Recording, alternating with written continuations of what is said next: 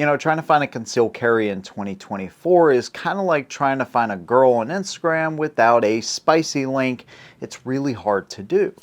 The market is super saturated, and that's why I'm here today to help you to break through the noise and show you the 7 best and worst concealed carry guns out there.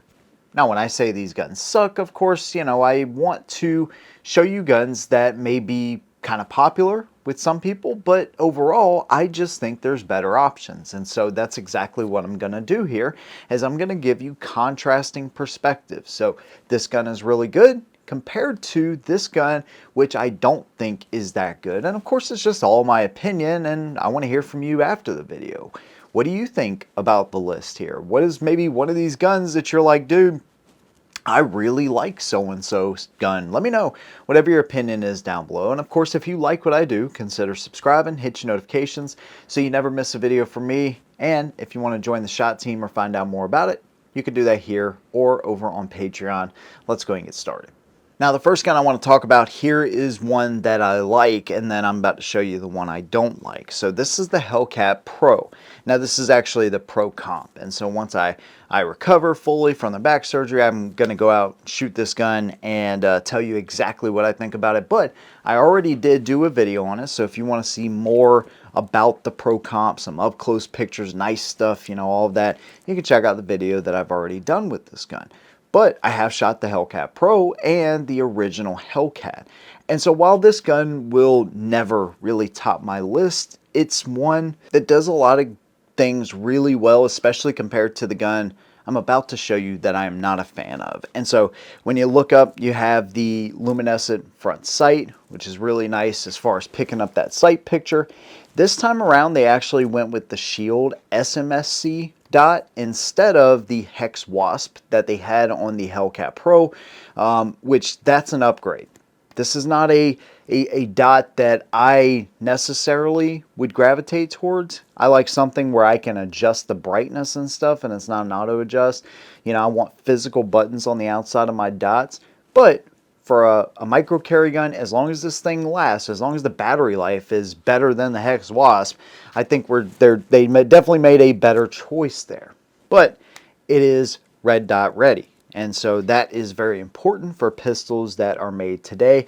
It also has a nice cutout there, so even though these are lower profile, regular Hellcat sights, I can still fully pick up that front post. So if my dot goes down, I'm not SOL. So that is really good too. We also have a Picatinny rail up front.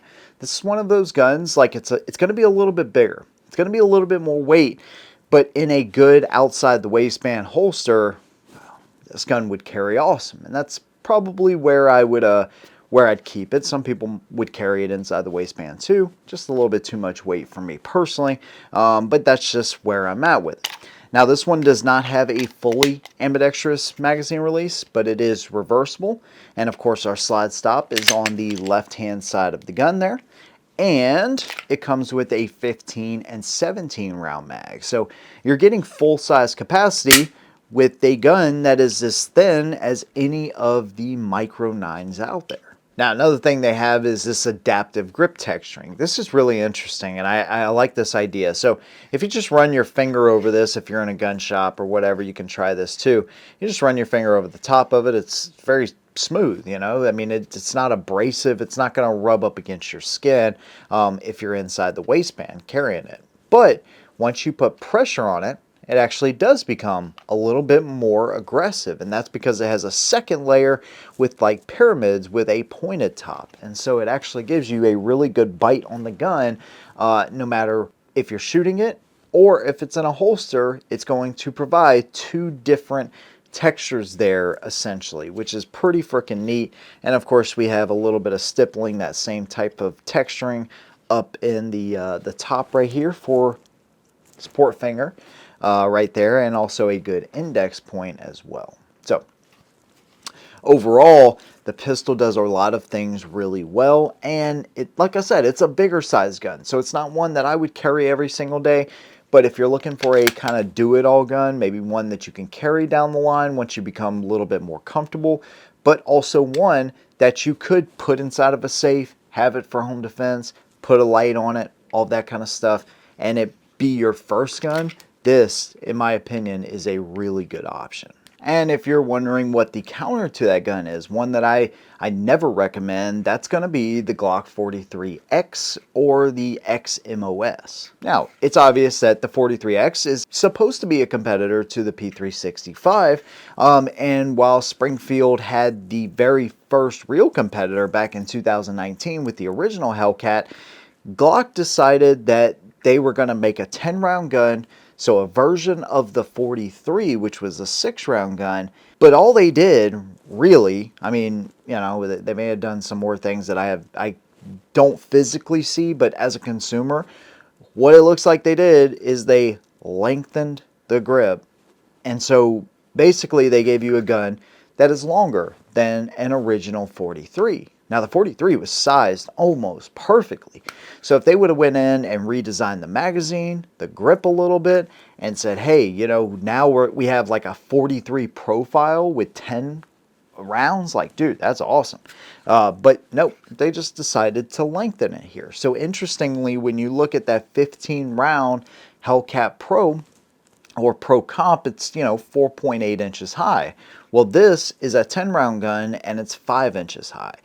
You may not be talking about that much difference there as far as the difference in height, but you are talking about a significant difference in capacity, 15 compared to 10.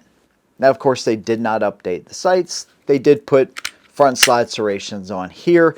And, you know, when people kind of go through the Glock website, I could just imagine, you know, people that are like true fanboys of Glock, they probably were like salivating over the idea of the 43X. But at the end of the day, there's nothing really special about this gun. And so I don't find that it's like exceptional at the range. I find honestly that the triggers on the 43, 43X, 42 are actually worse than what they are on like your 26 or your 19s. I mean, I just don't find that they're any better at all. I find that they're worse. The sights suck, so that's going to be an automatic thing that you're going to have to upgrade. You probably want to upgrade the trigger on this gun too, to be quite honest with you. And that's not something I like to mess with on my carry guns at all. But of course, there's people that absolutely love the 43. And if you're one of those people that loves the 43X, dude, I have no issues with you whatsoever. If that's what you carry every single day, dude, good on you. I'm glad you carry a gun every single day. We need more people like you, and having these choices is fantastic. But my opinion is, if somebody asks me, hey, Hellcat Pro or a 43X, I will always go to the Hellcat Pro. I just think it's a better option and it offers you more, and honestly, it's a better shooting gun. Now, here's one that I won't be recommending anytime soon for a variety of reasons that I'm going to cover. But when you hear the name, I don't want you to think this is just some run-of-the-mill company, because it's not. This is the Stoeger STR-9 MC. Now, Stoeger is a company that's been around since 1924, and for the longest time, people have known them for, you know, shotguns and Lugers, actually. They're actually the only company in the United States that owns the name Luger. They're the only ones that can put actually Luger on the side of their gun, right? And they don't, as far as I know anymore, they don't make any Lugers, but they used to. They actually had, I think, a subsidiary company or a company in Germany that was making a 22 version, and then of course they had a 9 version that they sold to the American public in the 90s with 4 and 6 inch models, chambered in 9, of course, which is pretty freaking awesome. And kind of crazy that they are the owners of the Luger name. Now they are actually owned by Beretta, and they also import guns for Uberti, which is also owned by Beretta as well. So they've been around for a long time, and they actually make some pretty good handguns. I think they started in 2019 making striker-fired pistols. And overall, they're pretty nice, but the STR-9 MC, like I said, is not one I would recommend. Now, let me just say, it has adjustable rear sights. You can get them optics ready. You have 11+1 or 13+1 capacity. Decent set of sights, blacked out in the rear, white dot in the front. Of course, they have tritium versions as well. The grip texturing is also pretty good. The size of the gun is really solid, to be honest with you, and they have a 1-slot rail, so you may be thinking, well, what's the problem? Well, maybe it's just me, but I do not shoot this gun well at all. And I pride myself on being able to shoot most guns fairly well, you know, some better than others, but, you know, for the most part, I feel very comfortable with most handguns, or rifles for that matter, but this is just not one of those pistols. I just don't find anything particularly great about it, when I know, for instance, that there's better options as well. One other thing that really bugs me is when you look at these serrations, you would think, just by looking at them, man, you know, they seem like they're okay, but all you really got to do is take a look down the side of that slide and realize that they are not cut deep enough into the slide. So when you go to pull on them, if your hands are sweaty, it's raining, anything like that, it is really easy to slip on those serrations. That happened to me, I think, at the range. And it doesn't make me very confident in the gun. When I go to charge that thing, I want to know that, you know, I'm really, you know, getting that thing back to the rear, especially, you know, when I'm going to load the gun. You know, I want to, these guns, these smaller guns, they have to have stiffer springs in them, and so you really got to make sure you get them all the way back in order to chamber around. And I just hate the serrations on the gun. The trigger is really not that bad. You kind of hit the wall there. It starts to stack up, and this may be a part of it. It may just be kind of learning the gun. Maybe learning it a little bit more. Reset is not bad. And it just kind of stacks and stacks a little bit. I just don't find anything particularly that great with this gun. And no way I could call it a really good gun. It's priced really well. And it's got some okay features for sure. But one that I think is a better option that's priced really well too is the Taurus GX4 XL. The XL I found to be an incredible shooting gun. Really, I was super impressed with it. And it has some similar features, right? It has a blacked out sights. These are more low profile on this one, and they're not as adjustable as the Stoeger there. It is optics ready. You got the viewport right there. Fantastic grip texturing. No issues there whatsoever. Similarly sized. They're on the smaller size as far as the height, and this one has a little bit longer barrel. That's why it's the XL. Magazine release works great, as it should. 11 rounds. Standard is the flush fitting configuration like you see right here. It's also got those indexing points up here with the same grip texturing. Overall, just a really nice gun, and I mean, especially for the price. So just an incredible shooting gun. You hit the wall, pulls right through, very little travel. Reset's not bad. Yeah, you basically hit the wall and it breaks. Boom, right there. Now, yes, these guns did have a recall last year. My guns weren't affected, but it's something you want to make sure, and all their new production guns, I'm sure that issue is fixed. I kind of wish they would have told me, you know, because I actually tried to reach out to them and say, hey, you know, can you tell me what the issue is? But, you know, they're like, hey, we don't know this guy, and, you know, we're not going to tell you because we don't want people to try to fix it on their own or something like that. But I was just trying to get an idea of, like, hey, what's going on here? But anyways, the gun has ran flawlessly for me. And so that's all I can tell you is when it comes to the budget market, if you want a gun that is updated, has the, you know, updated magazine capacity, has a trigger that is fantastic, one of the better shooting smaller micro guns on the market right now, the Taurus GX4 XL is amongst one of the best shooters, and honestly I think one of the best overall carry guns on the market right now. Now here's a company that started in 1991, and they offer some of the most unique and innovative guns in the market today.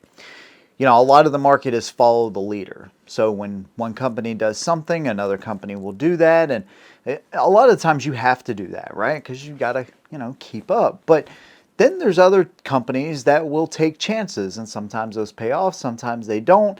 And KelTec is one of those companies that is not afraid to take chances, and that I really respect.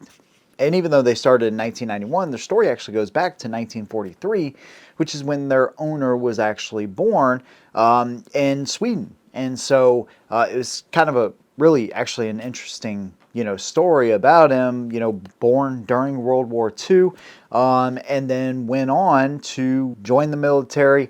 Didn't really like it. Something wasn't quite right with it, I think is what is his exact words. And then went on to become an engineer and develop firearms. And so, the assault weapons ban kind of really hurt them, and they started with the really small guns, the P11 specifically, the P32, and then they've just gone on from there. KSG, Sub 2000, RFB, all really interesting firearms. And, so it's one of those companies, even though I don't like a lot of their guns, I appreciate the initiative, and I appreciate them trying different things, right? That's kind of what I talk about with other manufacturers, including Glock. It's like they haven't tried anything new, literally since the frickin' 90s, and yet every time they drop a new pistol, people are like, oh my God, I can't believe, did you see the new Glock? It's like, yeah, it looked just like the one before it, Anyways, KelTec's not like that. You really don't ever know what they're going to drop. Now, I set all that up to kind of say they have a pistol I would never recommend, which is the KelTec P15. Now, when this gun first came out, I was like, man, it has a lot of great features. You have a 12-round flush magazine. You have a 15-round extended. You have a tritium fiber optic combo in the front and here in the rear, or at least fiber optic in the rear. You have front and rear slide serrations. They're cut deeply into the frame, so overall pretty good. Now there's some kind of cheaper components. Of course they use like these Torx head screws on the outside, where typically most companies will use pins, things like that. And this gun wasn't really cheap when I bought it, but now I'm starting to see them at least under $400. This is a striker fired gun, and overall the trigger actually feels really good.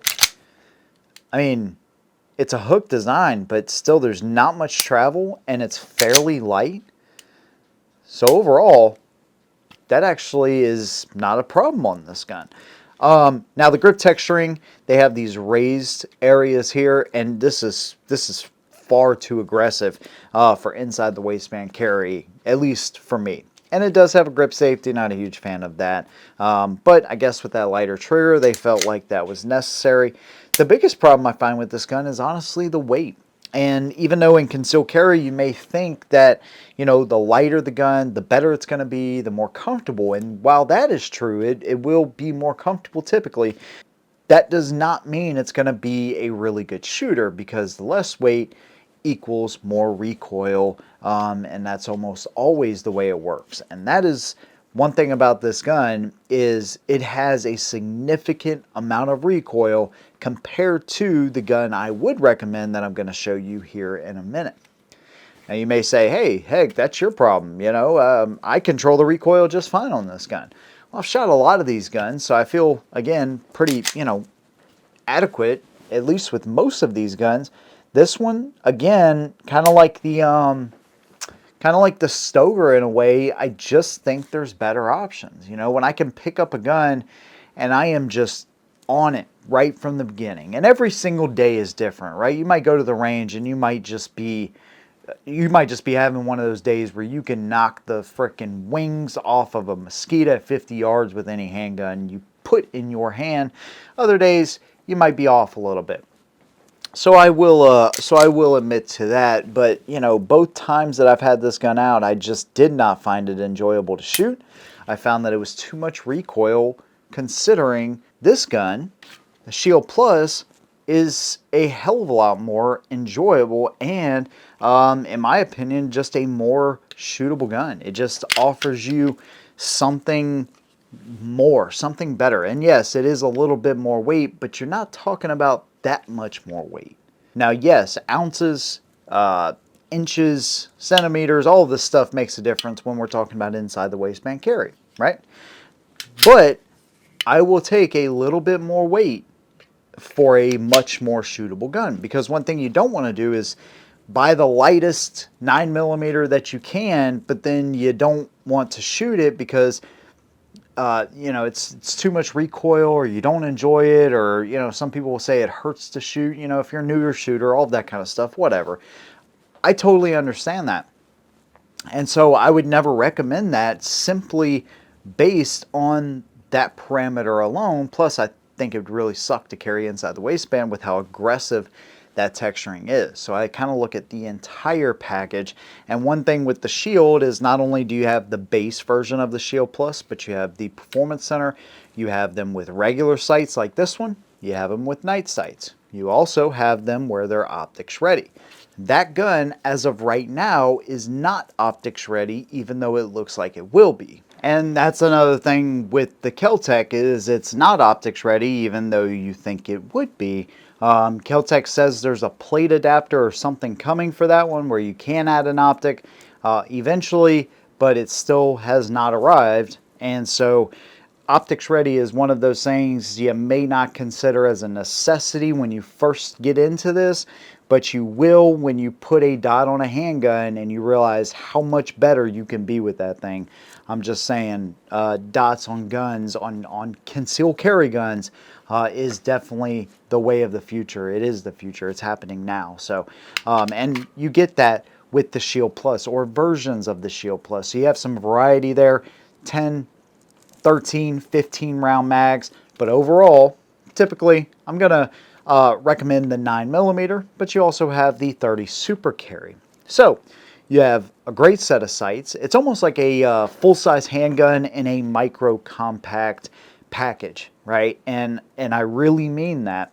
Grip texturing is subtle enough where it's not going to be abrasive on your skin or any kind of undershirt, but it's also just has just enough texturing and good texturing there to really keep the gun locked into your hand. So good set of sights, magazine capacity, 10, 13, 15 rounds if you go with the 9mm. And then we get to the trigger. It's a flat face trigger, and they just nailed it. You hit the wall, boom, brakes, reset, right there. Fantastic, dude. This is one of those smaller guns that at 20, 25 yards, I feel totally comfortable with. And I'm not talking about the shots going all over the place. I'm talking about the shots, you know, within a decent group. This gun is just, when it comes to the concealed carry market, the best value, the best gun on any budget. The Shield Plus is simply the shit. I can't think of any other way to put it. It is a better option all the way around, especially against the KelTec P15. So if you're more on a budget again, this is the gun I will almost always recommend. Now, while I believe the Shield Plus is best bang for your buck concealed carry gun out there, there's one more that we need to talk about here, and that is the OG, the P365. Now, the original P365 was an absolute game changer. Literally, it changed the way people look at concealed carry guns from 6 and 7 round micro 9s to 10 rounds minimum. So not only do you have the original P365, but you also have the XL, which in my opinion is probably the best out of all of the P365s as far as balance, comfort, shootability, and not only capability, but capacity as well. That's a 12+1. Now, of course, you can't go with the Spectra Comp. Fortunately, they have a version that is cheaper now with the Spectra Comp, but I just think value all the way around, the XL is the way to go unless you want a little bit more capacity and a little bit bigger handgun. So maybe you're carrying outside the waistband, maybe you're carrying inside the waistband, and I don't know, you know, there's a lot of people that carry like a Glock 19, right? Well, if you want something as thin as a P365, but you want the capacity of your 19 or more, then here you go. The X Macro would be a good option for you. 17 rounds in the gun. In my opinion, if you're gonna buy an X Macro, the TAC Ops version is the way to go, because not only is it middle of the road pricing, but you also get the benefits of 4 magazines, extended magazine release. You also have the flared magwell here. I just think this is the best value. It's also optics ready. It does not have the integrated comp, but like I've shown in the past, it's not like that's gonna make so much of a difference where I would say, well, you know, you gotta go with the comp version, because in my opinion, you don't. You may get just the ever slightest more recoil with the non-comp version, but honestly, dude, all 3 of the X macros that are out now, any one of them be good. I just think this is the best value. Front and rear slide serrations, just a fantastic gun. Probably the best set of pistol sights still, I think, with the X-ray day-night sights. And that comes on all of the P365s. The only one, honestly, I'd stay away from is the SAS, and maybe you've seen that video, maybe you haven't, but I just do not like that version whatsoever. All the rest of the P365s, if you want more of a value P365, you know, you're going to be around the price of Glock 26, Glock 19, somewhere in there. So it is fairly comparable, and it's not the cheapest carry gun out there, don't get me wrong, but it is amongst one of the best out there. And I kind of put it right there under the Shield Plus, especially, like I said, the XL version. So you have all of this different variety in this gun. Fantastic shooter, flat face trigger now on the X macros and even on the XL. So there you go, man. That is my opinion. I think these are some of the best and worst carry guns out there, and I hope that on some level that it actually helped you out. You know, whether you're new or maybe you're just now getting into concealed carry, but you've been shooting guns for a long time. Wherever you're at on that scale, I'd love to hear from you, and whatever your opinion is, whether you agree or disagree, let me know down below. If you like what I do, consider subscribing.